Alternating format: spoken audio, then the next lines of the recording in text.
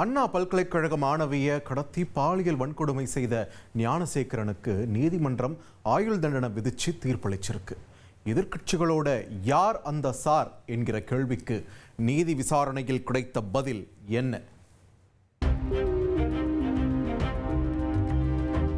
ஞானசேகரனுக்கு ஆயுள் தண்டனை, ரூபாய் 90,000 அபராதம், குறைந்தது 30 ஆண்டுகள் சிறைவாசம்.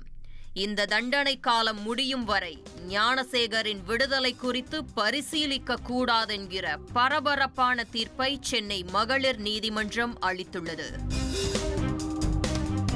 நீதிபதியின் இந்த தீர்ப்பை அனைவரும் வரவேற்றாலும் இந்த வழக்கில் இன்னும் சில மர்மங்கள் இருப்பதாக எதிர்க்கட்சிகள் தற்போது சந்தேகத்தை எழுப்பி வருகின்றனர். குறிப்பாக யார் அந்த சார் என எதிர்க்கட்சிகள் எழுப்பிய கேள்விக்கு இன்னும் பதில் கிடைக்கவில்லை என்பது அதிமுகவின் நிலைப்பாடாக உள்ளது. ஆனால் அப்படி எந்த சாரும் இல்லை. ஞானசேகரன் தான் மொபைல் போனை ஃபிளைட் மோடில் போட்டு சாரிடம் பேசுவது போல நடித்துள்ளதாக அரசு தரப்பு வழக்கறிஞர் விளக்கமளித்திருக்கிறார். அண்ணா பல்கலைக்கழக மாணவி பாலியல் வன்கொடுமை செய்யப்பட்ட வழக்கு கடந்து வந்த பாதையின் ஒரு மீள்பார்வைதான் இது. சென்னை அண்ணா பல்கலைக்கழக மாணவி சென்ற டிசம்பர் 29 இரவு உணவருந்திய பிறகு சக மாணவருடன் டைம் பாஸ் செய்திருக்கிறார். அப்போது அங்கு வந்த அடையாளம் தெரியாத நபர் சக மாணவரை மிரட்டி அனுப்பிவிட்டு மாணவியிடம் பாலியல் துன்புறுத்தலில் ஈடுபட்டதாக கோட்டூர்புரம் காவல் நிலையத்தில் மறுநாள் புகார் அளிக்கப்பட்டது. இந்த விவகாரத்தின் FIR காப்பி வெளியாக அது மாநிலம் முழுவதும் பெரும் அதிர்வலைகளை ஏற்படுத்தியது. குறிப்பாக பாதிக்கப்பட்ட பெண்ணின் அடையாளத்தை வெளியிட்டதன் மூலம் அவர் புகாரை வாபஸ் பெற வேண்டுமென நிர்பந்தித்ததாக எதிர்க்கட்சிகள் குற்றம் சாட்டியிருந்தனர். அதோடு காவல்துறை விசாரணையில் இந்த வழக்கின் குற்றவாளியாக அடையாறு பகுதியில் பிரியாணி கடை நடத்தி வந்த ஞானசேகரன் கைது செய்யப்பட்டார். ஏரியாவிற்குள் ஞானசேகரன் தன்னை திமுக உடன்பிறப்பாக அடையாளப்படுத்திக் கொண்டதால் இந்த விவகாரம் அரசியல் தளத்தில் பெரும் அதிர்வலைகளை ஏற்படுத்தியது. இந்நிலையில் ஞானசேகரன் திமுகவில் எந்த பொறுப்பிலும் இல்லை, அவர் அனுதாபியாக மட்டுமே அறியப்பட்டிருக்கிறார் என முதல்வர் தெரிவித்ததும் சலசலப்பை ஏற்படுத்தியது. குறிப்பாக மாணவியை மிரட்டிய போது ஞானசேகரன் யாரோ ஒரு மர்ம நபரிடம் சார் என பேசியதாக அந்த பெண் அளித்திருந்த புகாரில் தெரிவிக்கப்பட்டிருந்ததால் எதிர்க்கட்சிகள் யார் அந்த சார் என்ற கேள்வியை காத்திரமாக எழுப்பினர். அதோடு பிரியாணி கடை ஞானசேகரன் சென்னை ECR பகுதியில் உள்ள பங்களாக்களில் கூகுள் மேப் மூலம் கொள்ளையடித்த சம்பவமும் தெரியவர அந்த நபர் ஒரு தொடர்ச்சியாக கிரிமினல் அஃபெண்டர் என்பது நிரூபணமானது. இந்த வழக்கில் அரசியல் தலையீடு உள்ளதாக குற்றம் சாட்டிய அதிமுக CBI விசாரிக்க வேண்டும் என கோரிக்கை வைத்தனர். இதற்கிடையே குற்றம் சாட்டப்பட்ட ஞானசேகரனை குண்டர் தடுப்பு சட்டத்தின் கீழ் சிறையில் அடைக்க சென்னை நகர காவல் ஆணையர் உத்தரவிட்டார்.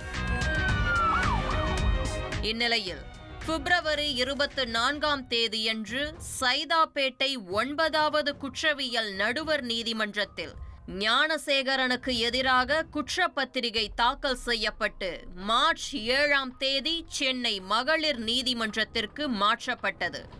ஏப்ரல் 23 மகளிர் நீதிமன்றத்தில் நீதிபதி M. ராஜலட்சுமி முன்னிலையில் சாட்சிகளின் விசாரணை தொடங்கியது. காவல்துறை தரப்பில் 29 பேர் சாட்சியம் அளித்தனர். 75 ஆவணங்கள் தாக்கல் செய்யப்பட்டன. வழக்கை விசாரித்த நீதிபதி சென்ற மே 28 ஞானசேகரனை குற்றவாளி என அறிவித்து ஜூன் 2 தண்டனை விவரங்கள் அறிவிக்கப்படும் என தெரிவித்திருந்தார். அதன்படி இன்று குற்றவாளி ஞானசேகரனுக்கு 30 ஆண்டு காலம் கடுங்காவல் சிறை தண்டனையும் 90,000 ரூபாய் அபராதமும் விதித்து நீதிபதி M. ராஜலட்சுமி உத்தரவிட்டுள்ளார். நீதிபதியின் தீர்ப்பை வரவேற்றுள்ள அனைவரும் அதே நேரம் யார் அந்த சார் என்கிற கேள்வியை இன்றளவும் எழுப்பினர். இந்த நிலையில்தான் அரசு தரப்பு வழக்கறிஞர் மேரி ஜெயந்தி இந்த கேள்விக்கான விளக்கமளித்துள்ளார். குற்றவாளி ஞானசேகரன் தானும் பல்கலைக்கழகத்தின் ஊழியர்தான் என்பதைப் போல சித்தரித்து மாணவியை மிரட்டுவதற்காக அவருடைய செல்போனை ஃபிளைட் மோடில் போட்டபடி சார் என வேறொரு நபரிடம் பேசியது போல நடித்துள்ளதாக தெரிவித்துள்ளார். மேலும் இந்த சம்பவம் நடந்தபோது ஞானசேகரின் செல்போன் ஃபிளைட் மோடில் இருந்ததற்கான ஆதாரங்களும் நீதிமன்றத்தில் நிரூபிக்கப்பட்டுள்ளதாக தெரிவித்துள்ளார். ஞானசேகரன் மட்டுமே இந்த குற்ற செயலில் ஈடுபட்டுள்ளார். இதற்கு மேலும் வேறொரு நபர் இருப்பதாக தொடர்ந்து குற்றம் சாட்டினால் அது நீதிமன்றத்தை அவமதிக்கக்கூடிய செயலாக மாறிவிடும் என தெரிவித்துள்ளார். 200 பக்கங்கள் கொண்ட தீர்ப்பின் நகலையும் ஞானசேகரன் கையெழுத்திட்டு பெற்றுக்கொண்ட பிறகு அவரை புழல் சிறையில் அடைத்துள்ளனர்.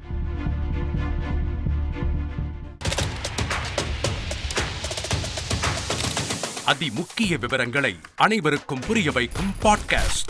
உலக அதிகம் தவிர்க்க முடியாத முதல் மக்கள் வளைகுடா நாடுகள் பிரான்சிஸுக்கு பிரியா சம்பவங்களை தேடி களத்திற்கே உங்களை அழைத்துச் செல்லும் spotlight.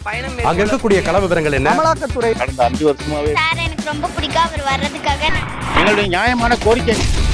Even at the cost of stopping. பார்வையாளர்களையும் செய்திக்குள் பங்கெடுக்கச் செய்யும் மக்கள் குரல். 50 ரூபாய் எங்களுக்கு தண்ணிக்கு ஒரு தீர்வே இல்லைங்க 10 வருஷமா. எங்களுக்கு சரியான ஒரு விடிவு கிடைக்கவில்லை. 60,000 ஏக்கருக்கு தான் கேட்கிறோம், பிச்சை கேட்கறாங்க.